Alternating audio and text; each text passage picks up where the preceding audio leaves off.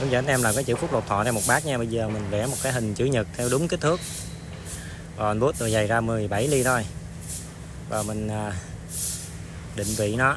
Đó, lấy tim cho nó nha. Mình vẽ cái đường tròn là 360 ha. Rồi bút cho nó thật là sâu luôn. Mát group nó lại. Rồi mình copy nó ra. Phúc Lộc Thọ thì copy ra thành 3 cái nha. Đó, nhắm tương đối thôi cho miễn sao thấy nó đều đều là ok rồi. Đó, copy ra thêm cái nữa. Rồi mình chọn 3 cái này lại với nhau, mình hàn nó lại. Đó, chọn vô cái chữ auto cell nè. Rồi sẵn đục nó luôn.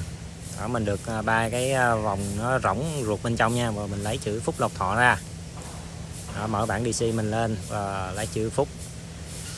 Phúc thả vô ngay tim. Lộc thả vô ngay tim. Và Thọ thả vô ngay tim. Rồi mấy cái này mình phải điều chỉnh lại kích thước nha. Vô đây điều chỉnh kích thước nè. Nãy là 360 phải không? Bây giờ mình nhập vô là 365 cho nó to một xíu để hàng cho nó dễ nha.